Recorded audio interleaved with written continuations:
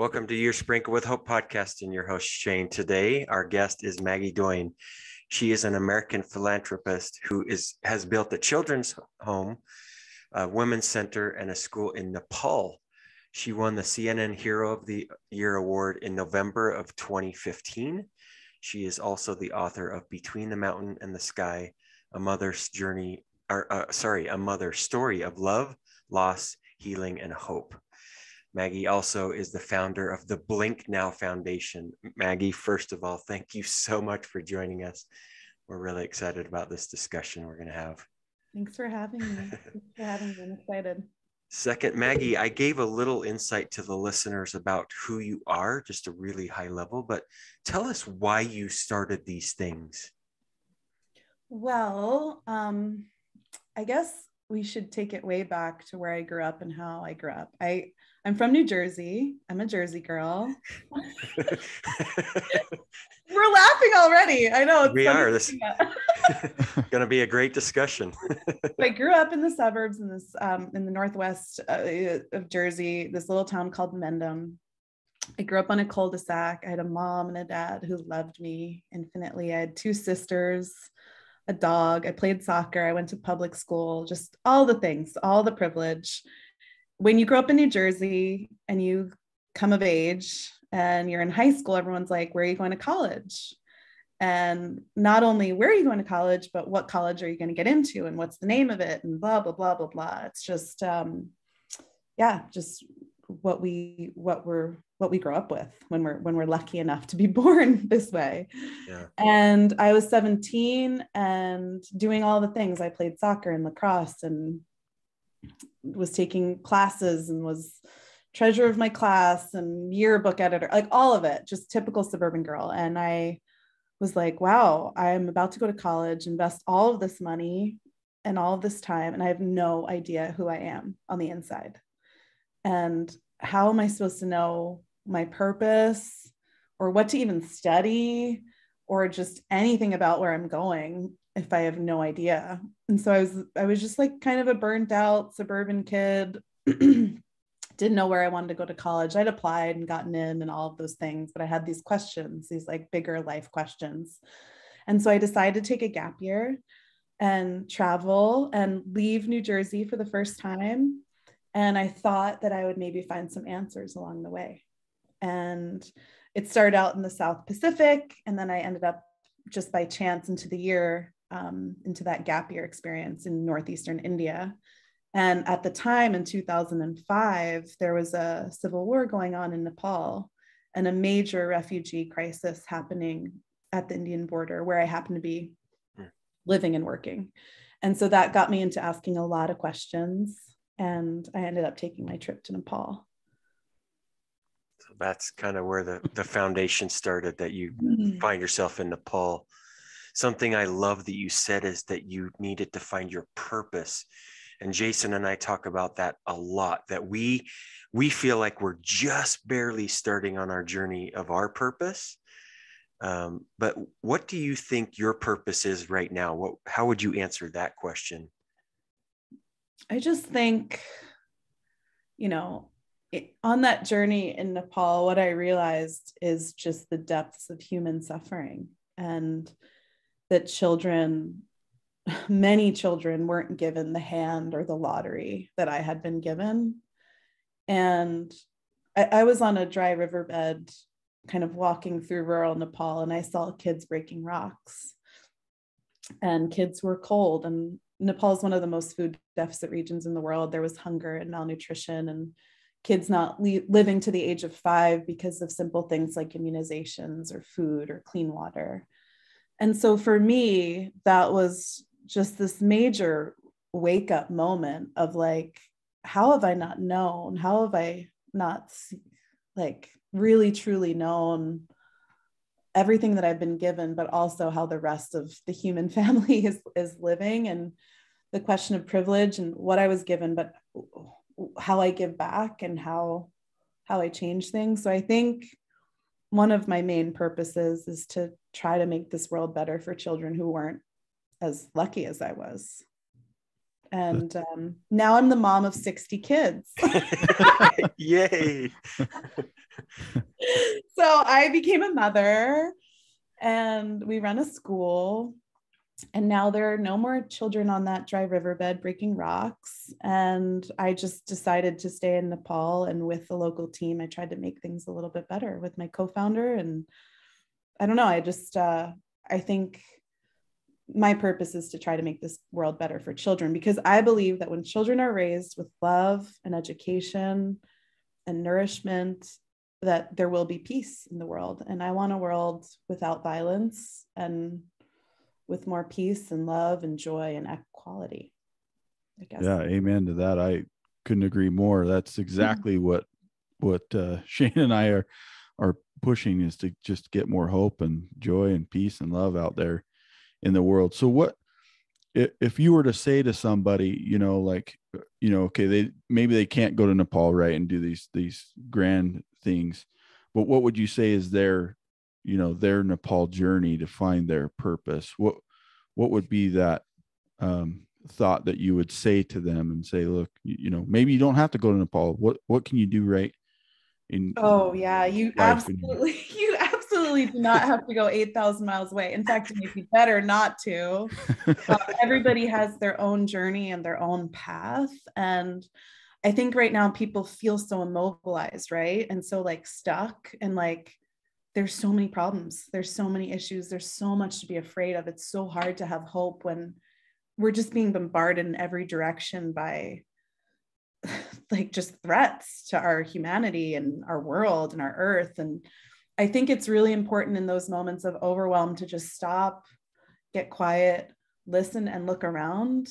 And there's always one step. There's always human kindness. There's always these really simple actions. I think even just the act of gratitude and stopping and like waking up today and just being like, there's no bombs falling on us or our children or our families, and we have food to eat. Then looking at how we can help our neighbor or someone who is going through a really hard time, helping each other and seeing each other as one human family. It's so beautiful. I think you hit it perfectly when you said you take one small step. That action really can accelerate things very quickly if you are simply willing to take that one step. In your case, you happen to be near Nepal in India, and took one small step, which now you can see you're the mother to many children and are giving them the hope that they might not have ever had you not been willing to take that small step. So are you currently in Nepal right now as we speak? No, believe it or not, I just had a baby. Okay. I just had actually my 59th and 60th child. We're biological. Awesome. A few years back, I met my husband, Jeremy. We were in Nepal through a lot of the early COVID crisis. And I'm back in the US. I'm actually currently in California. I am launching a book, which you talked about, Between the Mountain and the Sky. And we're headed back to Nepal in June. Our work is led by a group of local Nepali people, my co-founder Tope, and this amazing team of aunties and uncles and teachers and social workers and farmers. And it's a really deep-rooted community initiative, which was the initial vision. And I split my time between North America and Nepal now. Okay, cool. So we touched a little bit on this book. Tell us the history of why you decided to write this and a little insight into what it might be about. Well, I'd say it's a coming of age story. It starts off as a 17-year-old in New Jersey, and then kind of asking those questions and going through that process of wanting to know more about the world and figure out my place in it. And then all of these things completely unexpectedly unravel. There's a lot of suffering, a lot of loss, a lot of just figuring out how to help and what does help look like, addressing the issues of privilege and power and local communities that are and cultures so different than our own. It's also just about motherhood and love and I'm 35 now. The book spans till this point. So, in the end, I experienced motherhood biologically as well as adoptively.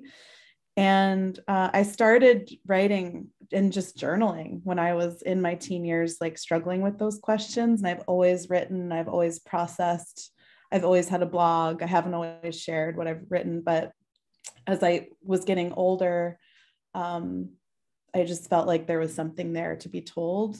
And there had been a lot of stories that I just hadn't shared because they were so intimate or personal or questions that I was struggling with. And I wanted to give people a look at like the layers beneath what was on the surface. Because in the story, it's like, oh my gosh, and then it's this happy ending, and there's a school and a women's center and nutrition program and family development. And it's just very surface level, but the book kind of gave me an opportunity to go deeper. That's awesome. Could you give us maybe some insight into what Nepal is like and what these Nepali kids, how they, kind of maybe grabbed your heartstrings and, allowed you to foster them in, right. And be their mother figure for them. Maybe just touch on that. Yeah. Well, first of all, Nepal is like this absolutely beautiful place. The people are amazing. The culture is so incredible. It's the Himalayan mountains. But there's also extreme challenges. Nepal is recovering from a civil war. Schools were shut down. There was 1 million orphan children. Just the remote nature of being an entire Himalayan nation makes it one of the most food deficit regions in the world. Mm. It's a landlocked nation. So there's all of these complexities and intricacies, and that makes poverty a reality for the majority of Nepalese people in rural communities. So I was seeing that very firsthand and experiencing it, and obviously a lot of emotions that come with that. And just the loss, what happens to a child when they lose their family, their biological family, due to war or just disease because of lack of medical infrastructure? What happens to a child that has, lost everything when there aren't social services in place? So that's kind of where our work started digging into, like really serving the neediest of the needy and the children who are struggling the most. And what that looks like when a child doesn't have biological family or is in a war-torn nation is we've got severe abandonment issues. We've got children, begging in bus stations, dealing with homelessness, having to deal with early marriage, child trafficking across the border, domestic servitude, child labor. So these issues are like really, really complex when a child doesn't have their hierarchy of needs met. And there's all these ramifications. I mean, that 1 in 5 children doesn't live beyond the age of 5. So, and that can be because of all these factors compiled, right? Bad nutrition, lack of vaccinations, dirty water, no safety net. So we kind of, as an organization, tried to go in and work with the community to make sure that we could address those problems on a multifaceted level. Like, you can't just enroll a kid into school and get them a backpack and a pair of shoes and think it's going to be okay. Yeah. You have to address the issue holistically and organically and make sure that a child can thrive and grow within community. And that's what Blink Now set out to do.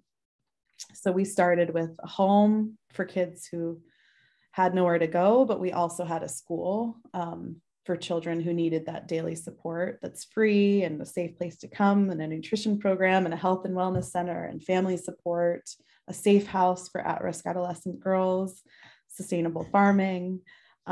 That took 15 years. Wow. Ended up moving to Nepal and living there and working with everyone. But that's kind of the reality of kids in a lot of the world, in the bottom billion. Yeah. And I think a lot of the time we don't think about those things because we have all of the things. We have that foundation that we have, and we don't think about the children who might not have those things. I think it's so beautiful that you were there and started this foundation and just building up the children and giving them the hope that they didn't know they were lacking. Even they just didn't know any of that. So the Blink Now Foundation is something that all of us can donate to. What specifically does that donation go to if we were to donate to that? Oh, so yeah, Blink Now is our foundation, and our work provides everything from warm winter clothes to 3 meals a day for our kids who live in our home, warm blankets, mosquito nets, loving caregivers, teachers, education. Our vision is a world where every child is safe and educated and loved. And so we really focus on love, nutrition, very high quality education, and the safety of our kids. And every donation goes to supporting our work on the ground in Nepal. Yeah. That's awesome. And I imagine as you're gaining this ground for this foundation and you get these donations, what does it look like when these kids receive these items that they just don't have or never have had? I'm just curious what that looks like and feels like. Oh yeah, it's the best feeling in the entire world, because like a lot of it are these like physical or material barriers that prohibit a child from going to school. So there's easy fixes, right? Like the backpack and the school shoes or the admission fee. But then what happens and the ripple effects of a child having like one big nourishing meal every day, of a child being loved, being mentored, being able to play soccer, being able to take art class or read poetry in a competition. It's like this blossoming, everything changes. I mean, the human spirit is so resilient, and to see a child that has had everything, set out against them from the start, who's lost everything, who's suffered in ways we can only imagine, then become like our older kids who have graduated, they're doctors, they're becoming engineers, they're accountants, they're teachers, they're social workers, it's these physical things that seem so simple, but compound and add up to this change maker who is changing the trajectory of their lives and the future of their family. And I say it all the time, but education is the best investment you can make in a human life. Education, and just ensuring that every child's basic human rights are met. It's really just about human rights, basic needs. And then a child will do the rest of the work, because humans are amazing. And they'll become these amazing people without anything that has to do with us necessarily. That's so true. Yeah, opportunity, right? There's this huge opportunity gap in our world. And if we can close that gap, the world gets better for everybody. Yeah. Maggie, really pat yourself on the back, because of things you're doing, you're developing those doctors and lawyers and teachers. Even you should be so proud of what you've built, and we're so grateful that we found out about you, and that you're willing to join us. So near the end of our podcast, because we feel hope, we love hope, we live it, and we have a lot of it. So we have what we call the double down dose. So the first question of the double down dose is simply, how would you define hope? Looking at the face of a child, seeing their innocence and their love and their purity. Just a child. That's hope to me. I love that. It's simple, but it's true. Like when you looked into the face of a child and just feel that love from them, because that's all they want to do is give love and feel that love, right? It's impossible. You cannot look at a baby's face and not feel hope. Try it. So true. You can't. I really agree. Impossible. Yeah, it's so true. It's so true.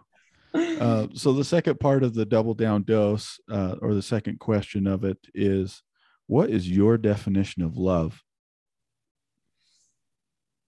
Oh, I mean, it's in every one of us. I think it's the pillar of who we are. It's the embodiment of the human spirit. It's so simple. And it's the answer to everything. But it somehow gets warped and complicated. And we forget that all we need to do every day is love ourselves and love each other. So I want to say it's simple, but then we forget, right? Again, yeah, we asked this question to all of our guests, these two questions. Sometimes we mix it around just a little bit. We always ask the hope question because that's very important to Jason and I.